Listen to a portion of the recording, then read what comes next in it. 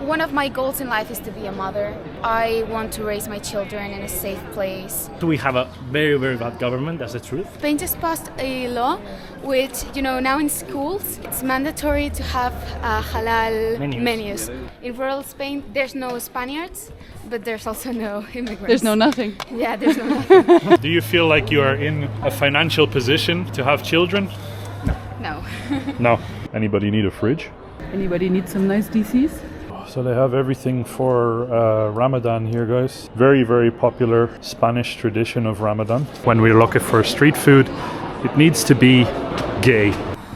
So let me get that straight. If I enter the country of Spain in an undocumented fashion, the Spanish government is just gonna go ahead and say, yoo-hoo, there is a residence permit and a work permit for the next year.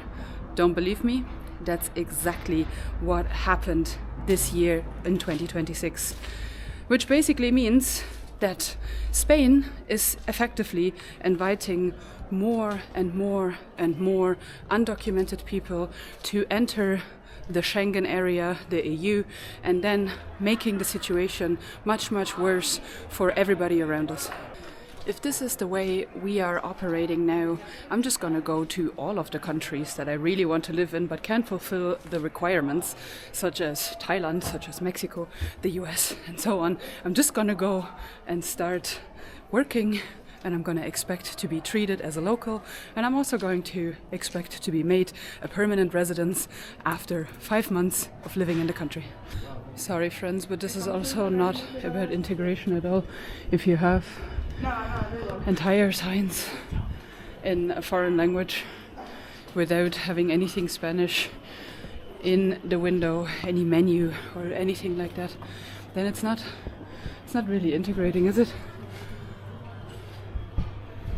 How is any Spanish national, if they wanted to avail of any services, how are they going to do that? Like, put yourself into the shoes of, let's say, an elderly person. They need help with a phone or something, I don't know. Go into one of these phone shops and they can't even read what is going on. So yeah, the situation is pretty grim. Lots of engineers here, guys. Ah, okay, so Islamic Cultural Center. That's the Islamic Culture Center. It's actually a mosque is currently emptying out on the street. Mentally ill doctors everywhere, guys. It's a beautiful sight to behold.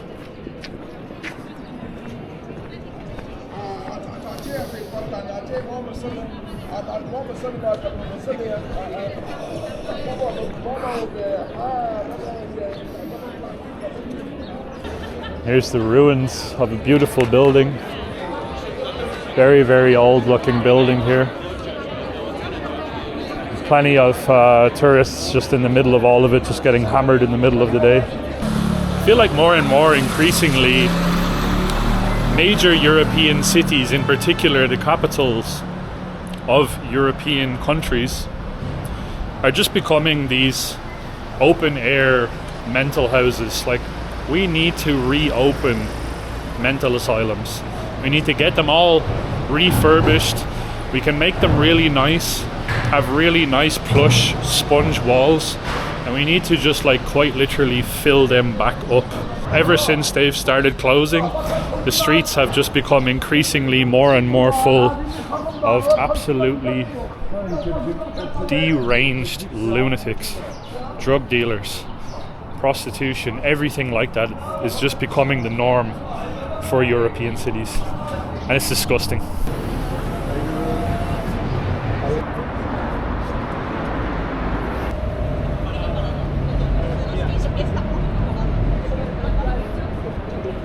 Right guys, so we found a market, Mercado di San Fernando, and it fits the criteria of what we're looking for. When we're looking for street food, it needs to be inherently gay.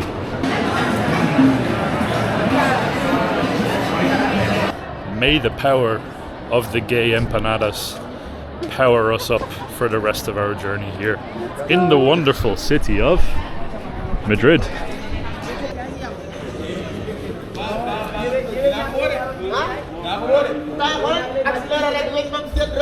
dem lan di jël waaw boo wàccee ma wàcce ñu ne xaalis dara nga koy wënew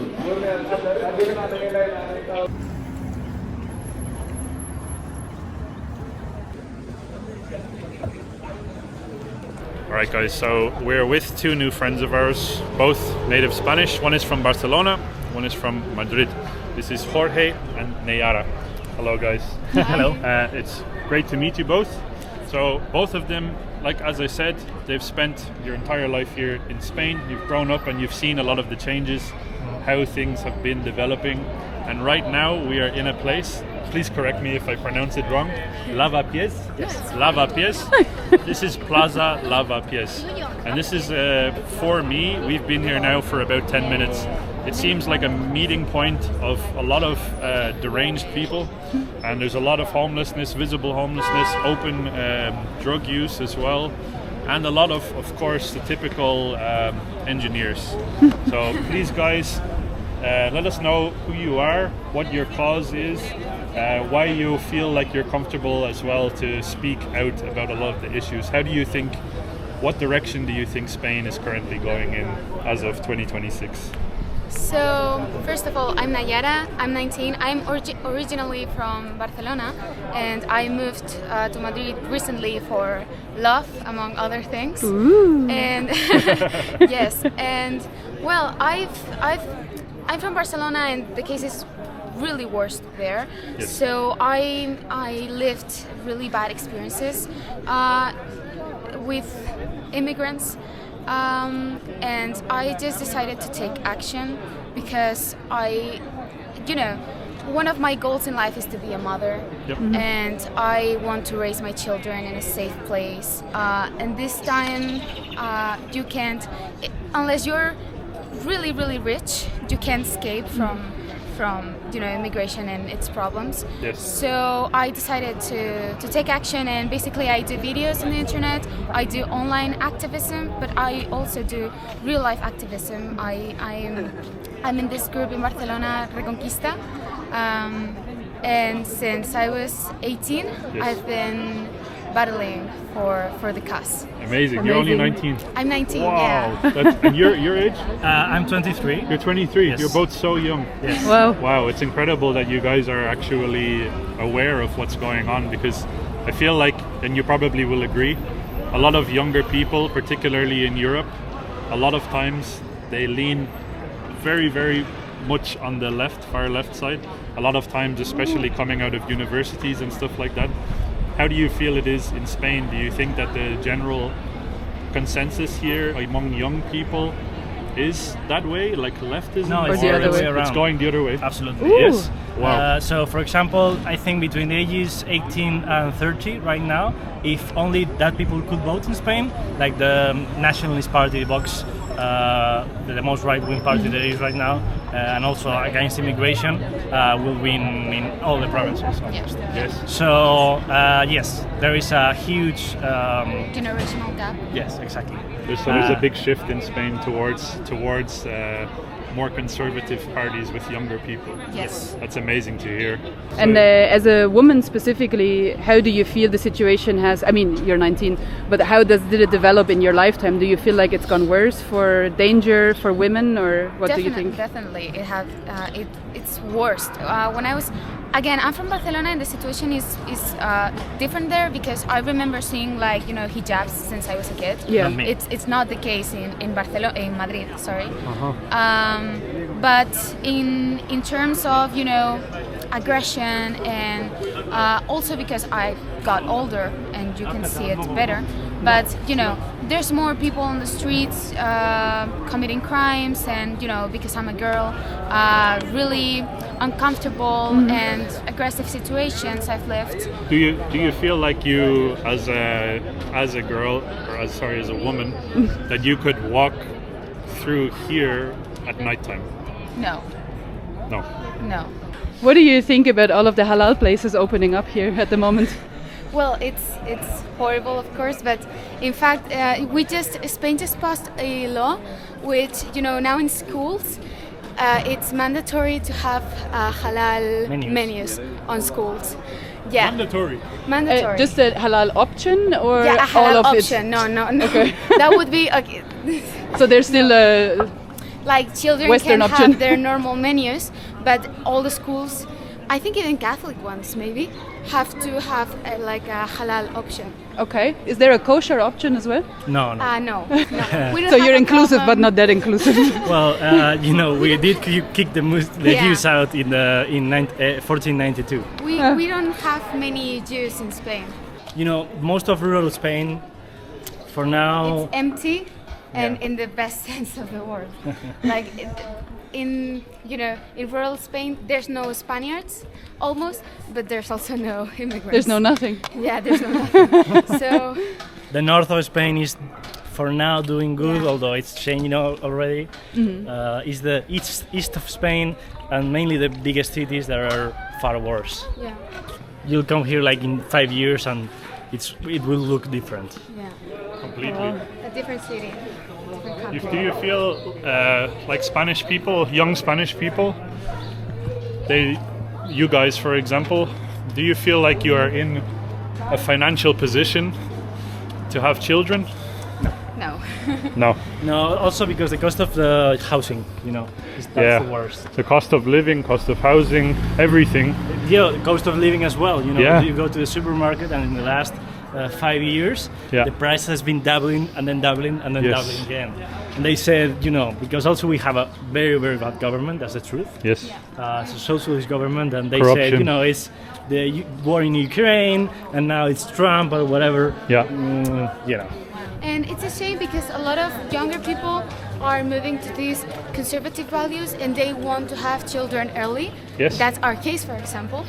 And now girls want to be mothers more young, Yeah. and we just can't.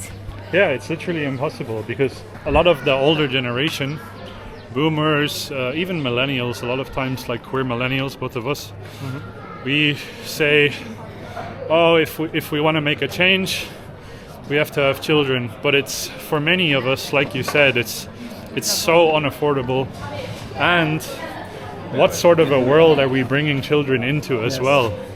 Like, you have to think about that. If you're going to have children, you're going to bring them into a city like Barcelona or Madrid or Paris or Lyon, and then you look at can you imagine if your son was Quentin, for example, who was just recently lynched by Antifa in the street publicly. Well, he was my age.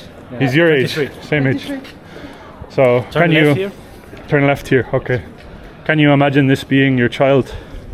Like, that's the type of world that you're... Well, I have to admit, I'm even more afraid to have girl children. Yes. So, because I haven't, I go at night through dark alleys or whatever. Yeah. And I'm not really afraid. Nobody's gonna say anything to me. Yes. And even I don't see them doing it to girls, probably because they don't do it when there are boys present. Of course, yeah. But then Nayara comes to me and tells me almost horror stories, Yeah. I remember one time when I just recently moved to Madrid. I also live in the suburbs, but I live in a bad zone.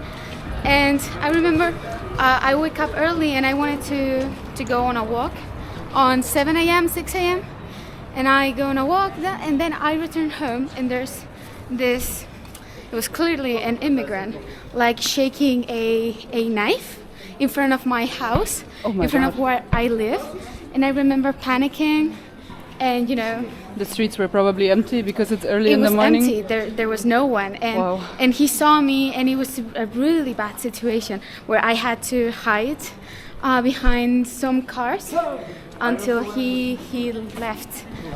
And that's just one example because in the most recent one. But yeah, and I'm afraid, like if my children want to go on a walk early in the morning, I want for them to walk normally, right? Yes, and be safe without Yeah. fear.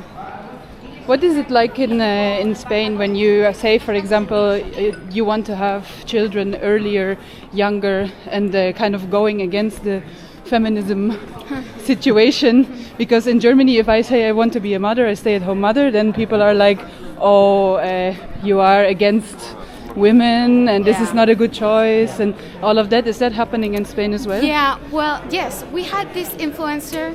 Now she's really famous, but when she started, she didn't say anything about politics. Now she explained that she's left-winging and that, but her videos are cooking for her boyfriend. Oh. And she started. What a weird politics videos. to have then.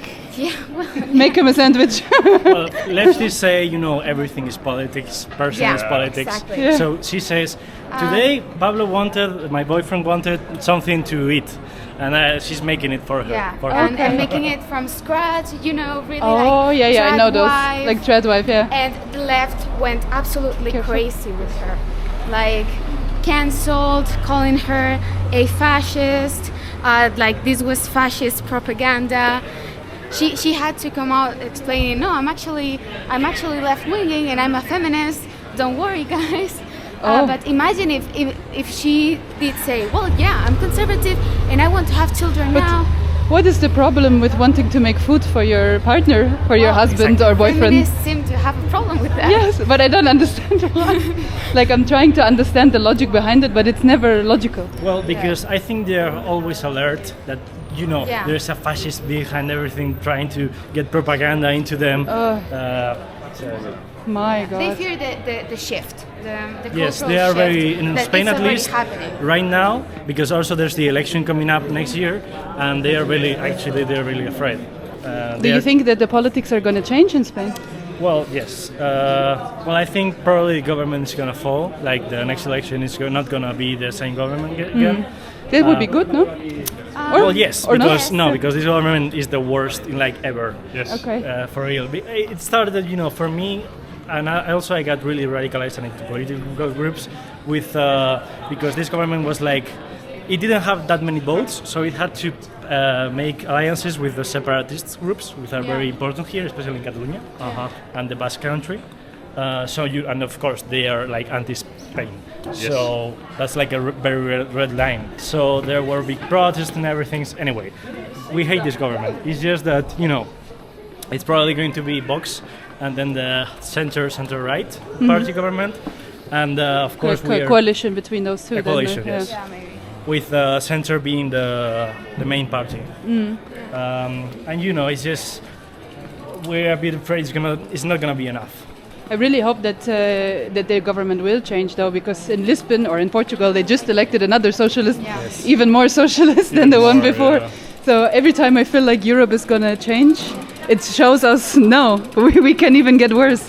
Do you have faith for the future of Spain based on how it currently looks at the moment? Well, if we didn't have faith, we wouldn't. You wouldn't even try, right? Yeah. Well, maybe we would. I don't know. I don't know. There's a lot of people on our side which their goal is to, live as far away as possible from them and have a normal life. And I respect that, but I don't want to give up. The streets that I was raised and born in. Do you see both of your future being in Spain? You're going to stay in Spain? Yes. Nice. Maybe not in Madrid or in Barcelona. No, for sure. Maybe somewhere in the rural, countryside. Yes. Yeah. We do have to think about if we leave the country, we make space for other people, no? Yeah, true. It's important for you guys to stay here, because a lot of younger people, they feel like they have to flee to Australia or whatever. Wow, it's so busy. Yeah. Let's go right. Okay. Sí, no sé dónde está metiendo ahí.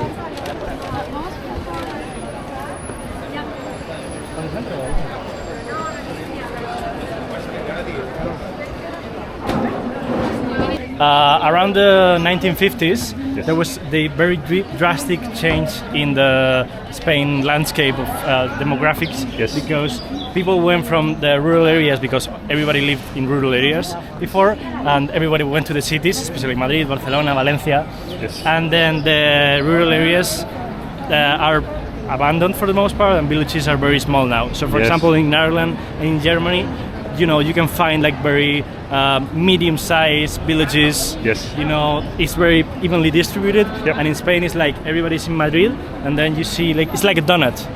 Yes. So the middle part is no one lives there almost, and then when there are big cities in the coast, there's people again. So everybody left the countryside, and now it's all mainly because they were told, everybody was told, this is where the opportunity is. Exactly. Right? Yeah. Yes, and it was that at the time.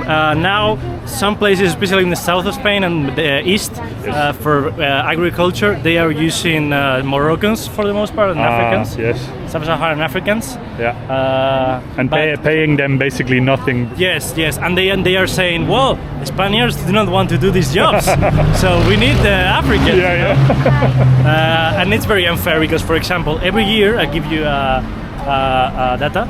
Every year, like thousands, I think, like between 1,000 and 5,000 Spaniards go to France to pick up the grapes, for wine. Okay. So, what's the difference? That they pay them more in France. Yes, exactly. So it's a money thing. It's not a money thing, no. It is a money thing. I mean, it's not that they don't want to bow down and pick the grapes. Yes. They are willing to do it. It's an honest job. Of course, yeah. But they want to do it for fair conditions. A fair condition, Exactly. 100%. You know what argument they use against us a lot? Yeah. Because, for example, for Irish people, they cannot even say that colonization, no? No. But they can say, the Irish people went to America when they did it. Yeah. So for Spaniards, they do the same. Yes. They say, in the 60s and 70s, when we went through a civil war in the 30s, so we were still a growing country, so especially in the 60s, a lot of, like maybe a few 100,000, tens of thousands of Spaniards were, especially to Germany and also France, to work there. As immigrants. Yes. But of course, they are skipping that there are main differences, and one of the main differences, like 99% of them they returned. Of course. I think that's the main issue with immigration. It's kind of fine that they come here, but they have to leave someday. Exactly, and they also seem to usually skip over this fact as well, that Irish people, Spanish people, Italians, French, etc., they went to places like America, like Australia, like other parts of the world, and a lot of them arrived with absolutely nothing, and they didn't receive anything either. Yes. They didn't receive free accommodation, free mobiles. A lot of times, the people that are arriving here undocumented, I know in Ireland, I don't know how it is here in Spain, but they receive everything.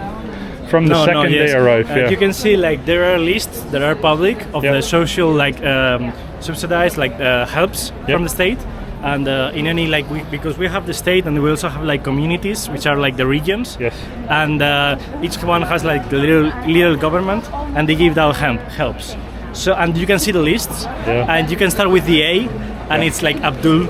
Mohammed, like every name is almost Arab, or maybe also we have a problem that is because with these lists, Hispanic Americans have very similar names to Spaniards. So it blends together. Yes, especially the surnames. The names maybe not that much, but the surnames are the same. Yes. So maybe they say like, well, this person that committed this crime was a Spaniard. Sometimes, for example, in Poland, there has just been like a couple of very dark crimes. Yes. And they said, it's Spaniards, nationals. And you look at them and say, well, this is Wilson, this is like, or this is whoever, Yes.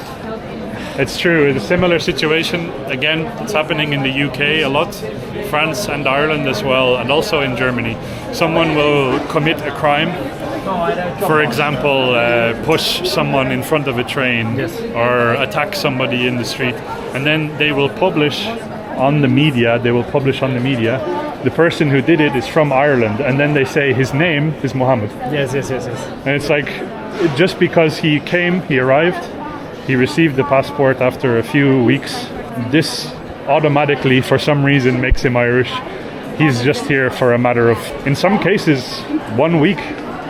It's crazy. For like Arabs, like Moroccans, I think is like between 5 and 10 years. 5 and 8 years maybe, but for Hispanic Americans, I'm telling you, it's 2 years. 2 years. So they usually arrive here as illegals, because also, there's this trope about illegal versus legal immigration. I think that's very harmful. Most people like come here illegally, actually, because they come in planes, but they say they're going to stay for 1 month maybe, and then they stay for 2 years. And then if they can prove they have been here for 2 years, they get regularized. And well, just now, as you know, they just passed the law and they're getting like automatically like basically pardoned, Yes. amnesty. Yes.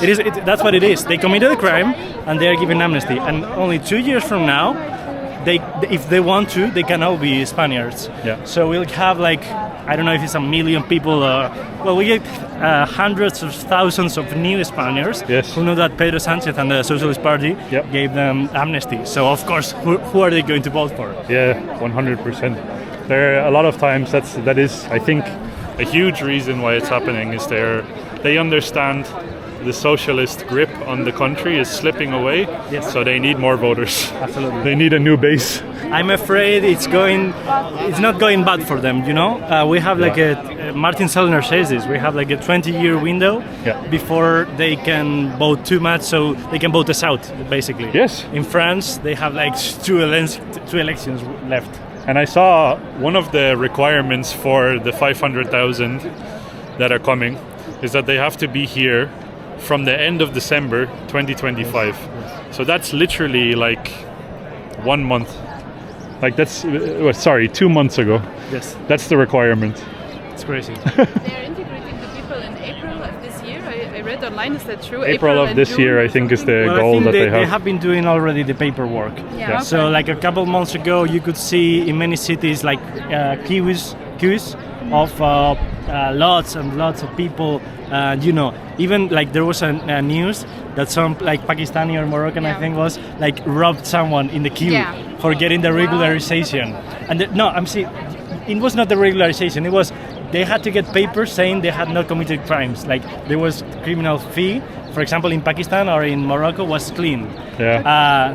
The thing that I don't understand about this, you come undocumented to a country, you are committing a crime, effectively, and then the Spanish government says you need to have a paper, a document that says you didn't commit a crime, but it's obvious that you committed a crime. That's exactly true. Yeah, it's effectively amnesty. It's a pardoning people. Yeah. This is the Plaza Mayor. I have to say, generally speaking, Madrid is beautiful. Like the city is beautiful. Yes, I think so. Yeah. Same with Barcelona. Both of these cities, in my opinion, is like up there, like top of Europe, in terms of like the architecture, the culture, the food, everything. It's so sad to see what's happening now. Yes, most about it. Spanish nationalists are almost too nationalist. I think they like to attack, for example, England the most, and they say, well, England is doing bad with immigration. I'm happy, screw them, and I hate that because it's the same. Or they say, they attack us because we were colonialists, but our colonization was nothing like English colonization. Reality is, much better. as Europeans, we need to. You're better colonizers. Like, no, that's what they say. Yes. Wow, Okay. really? Yes, In yes. reality, as Europeans, we need to stand hand in hand, shoulder to shoulder, together, Exactly and not right. you Exactly and right. you and like point fingers like this.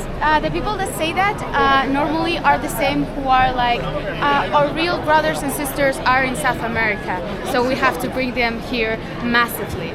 So Well, it's the same because they don't even know that is the same chain of thought for the Commonwealth, for bringing lots of Indians into England, or for bringing, So the situation has so many parallelisms, and I was telling you the Reconquista, it's not even an isolated phenomenon. So, for example, in Greece, they had Muslim occupation as well for hundreds of years, and then they had an independence wars like many years later than Spain, of course, but they also had the same, and the south of Italy as well.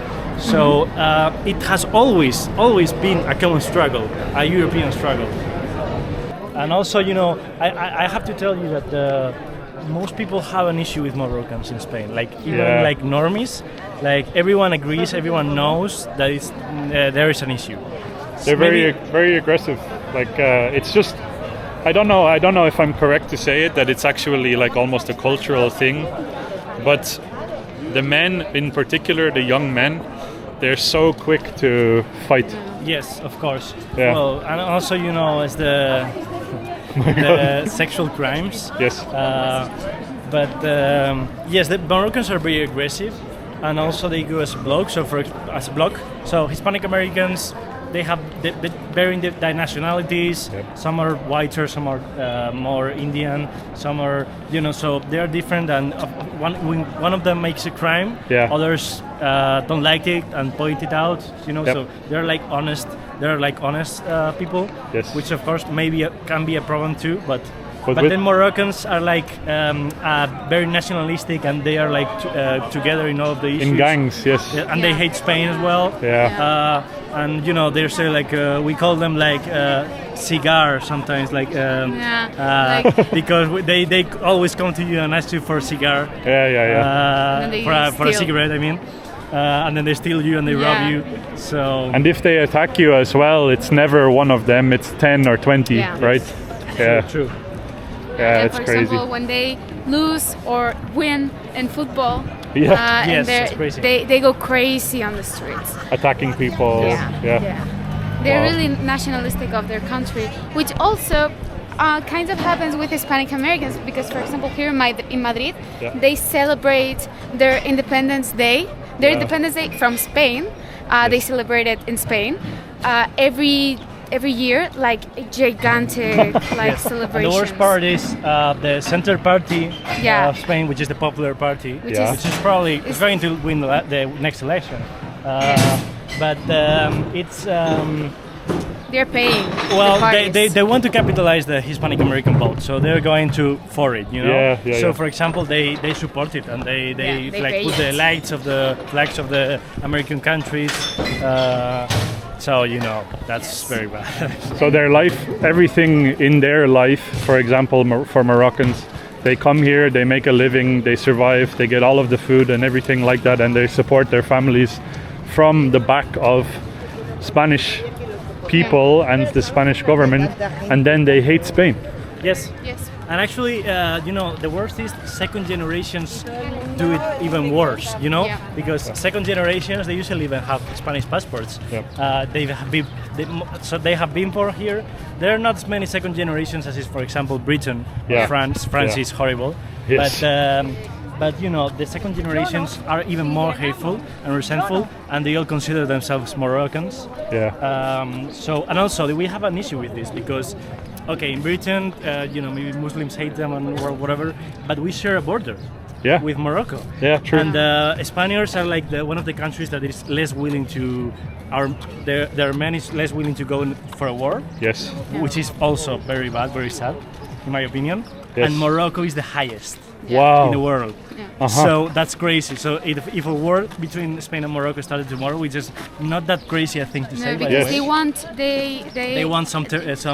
We have 2 territories in Africa. Ceuta. And we also have the Canary Islands, Las Islas Canarias, which is geographically in Africa. Yes. And they've been saying we want them. Yeah, the king of Morocco openly have been saying for decades that they want to take it. Wow. And then you have the military already in your own country. Yes, and we have tens of thousands of very nationalistic Moroccans here. Yes. So we have a big issue. But I think the way they're going to take Ceuta and Melilla is they're going to fall in love with Moroccans, and then pressure the United States and Israel, because they are very friends with them, and say we have to celebrate the referendum. Yes. And of course they can win it if they want. They will win it. Yeah. The Canary Islands, it's really, for me as an Irish person, I know like Tenerife, Lanzarote, and these types of islands, because people go there to drink beer and get drunk, and Fuerteventura and but it's in reality it's real people, Spanish people that live there, and that's the reality of it. It's so sad. Look at this bear.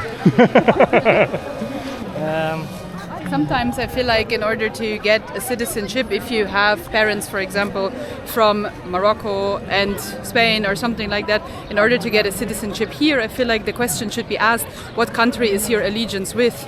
If you don't identify with the country that you live in, I'm sorry, but you probably shouldn't be in that country.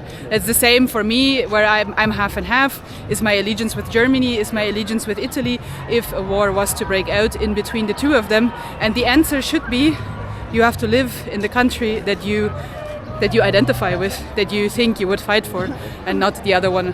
Well, I think at least. I've recently met a person who works in the army, in the Spanish army, and he's a high commander, something like that. I don't really understand, but he's a high commander, right?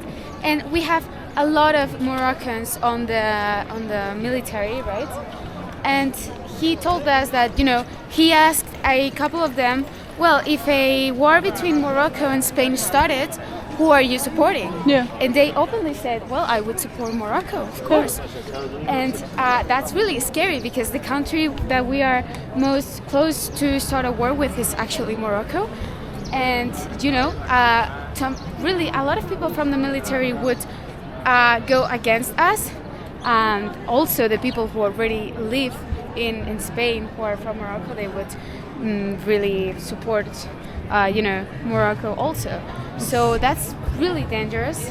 It's such a scary situation to really be scary, in. Yeah. The Chancellor of Germany was recently asked why isn't the military stronger in Germany, and he said openly that we don't have the chance to create a strong military because there's no nationals, no Germans that would stand up for the country because it's all foreigners, and that's a really scary situation to be in because you can't defend yourself if something is happening. And also, our countries have been completely demoralized. So, especially Germany, that's crazy. Oh yeah, obviously. You cannot. The mere idea that you can love your country and be willing to fight for it, even in military terms, that's not seen as a good thing. No. So, if you say in Germany, I'm proud to be German, you're a Nazi. Yes, that's a given immediately. Well, the same here, not that strong because with Germany it's really bad, but here if you love Spain, if you're a nationalist, you're a Frankist for like the Franco, the dictatorship. It's not that bad, but for example, the flag, there's a stigma with the flag. Yes. Because we had it's actually the classical flag of Spain, the colors, the yellow and red. It's been for like 300 or 400 years already. But the thing is, during the Second Republic, during like 6 years, the flag changed, and then the Franco took it back to red and yellow, and then it stayed like that after the transition and the democratic constitution. So some people say, like the flag they associate the flag with Francoism, and anyway they say like, so there's a stigma with the Spanish flag. It has changed, by the way. It has changed with the wave of like right wing after, especially 2018. We had like in Catalonia there was a lot of trouble. The separatist referendum. Nayara can tell you more about that. Yeah. Because she was a child, and Catalonia was crazy back then. Yep. And then Vox appeared. That's when Vox appeared. Now the issue is immigration for the most part, but that's not how Vox appeared in the first place. Is it now the situation with Catalonia? Is that different now? Is it more like unionist feeling about the country? Or I think the separatist movement have calmed down. Not only calmed down. It's a really people. A lot of older people are on it, right? And they are dying, or basically they feel like they've been betrayed, which is true by the separatists who did the referendum in 2017, and so they just left this movement, and it's really more calm. Like there's this feeling of anti-Spain, of hate towards Spain in Catalonia. That's true. But the separatist movement is not going forward. Although there's a new party in Catalonia which is right-wing, which is anti-immigration, and it's really close to maybe Vox here in the central government, but is a separatist. They're independentist. So you have this tendency. You have this new party, and young people from Catalonia want to participate in it because, of course, younger people want to. They are right-wing leaning, and they are anti-immigration, and they see the problem, but they also hate Spain. They have this anti-Spain anti-everybody. Yeah. So they have now this movement of in separatism, but anti-immigration also. So we'll see how that goes. I don't think it's going to go really forward because in a case that like this, that we're being invaded, basically, I think it's better to, and they know it's better to let our difference away and, you know, unite for Work a common together. cause. Yes. Yeah. That makes a lot more sense because just by yourself you're not going to be able to Yeah. fight anybody. Of course. And Catalonia is really tiny, and I don't know how that would go. But it was crazy in that day. I remember I was a child, and you know, when they did the referendum, the police went to the streets and they did violence against those who went to vote because it was illegal. And you know, and maybe the government they could have done it better, I believe now. But you know, when in class the teacher asked us, like, what do you think what happened? You know, everyone was like, that was horrible, like Spain wants to, you know, erase us, all these things. And I say, well, it was illegal. It was an illegal referendum. So it made sense what the police did, right? Mm-hmm. Well, they called my parents. No way. They told me that I was basically. You're Hitler. Yeah, I was basically a fascist. I was like 11 years old, by the way. Oh my God. And a lot of friends from my class stopped talking to me. No way. We were all 11, by the way. And because I said, well, I like Spain and I don't want Catalonia to you know, separate. And I believe the referendum was illegal and the police did what they have to do. I was basically Hitler, yeah. It was, yeah. But now it's way better. It's way better. But then that the kids were not having contact with you anymore or breaking the friendship, that's the influence of the parents usually. That's not a child's decision, right? Of course, it was the parents. And also, I said that because my parents in my house told me, well, this was illegal, right? So the government had, of course, we were all saying what our parents thought. So also the teachers, they were crazy for asking us that. Like, how can you ask an 11-year-old child, like, what do you think about politics? Oh, yeah. No, because you're not ready. Of course. But it's the same now where everybody's asked with the LGBTQ and so on. I feel like these topics are introduced way too early to our children. Yes, they are, and they're still in their, you know, their infant. Because of that, because a child shouldn't have to be concerned about politics or about if they have to call that people a they them, because if they don't do that, they're a fascist. Or how many million people your ancestors killed in my case. Of course, yeah, no, that's absolutely it's the same. crazy. Yeah. For example, my younger brother also is really politicized. Like he has strong opinions on politics. But he's right-leaning, of course, because now there's this tendency. Like they see, he lives in Barcelona, and he sees immigration. Now his school is flooded with immigrants and hijabi people. So of course, and now they're dealing with him in school because he's openly about it.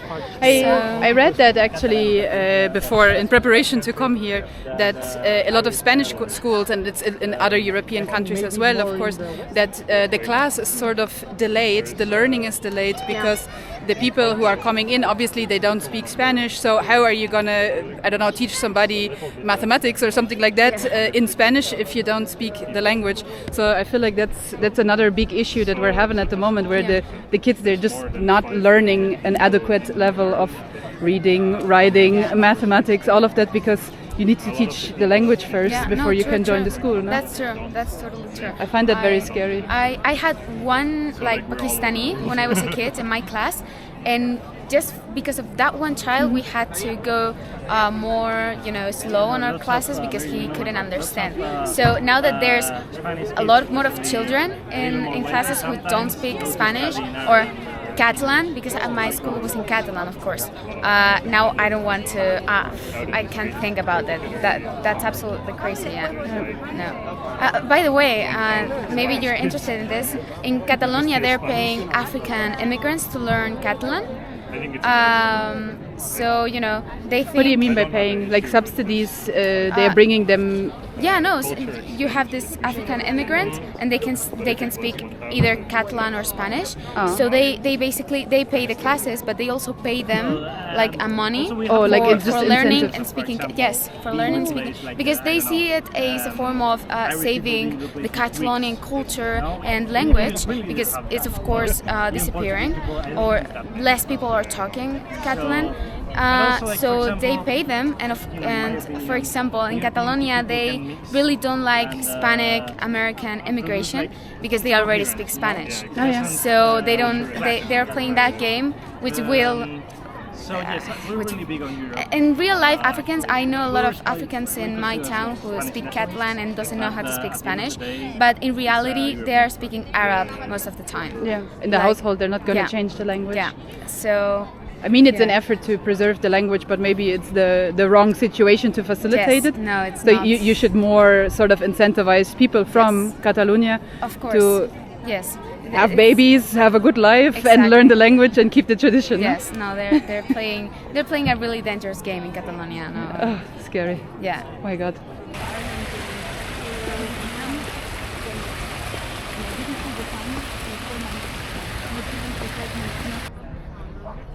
So, with one of probably the most beautiful views of Madrid just in front of our faces here, guys, we're going to wrap up on yet another European city in Europe that is going through changes.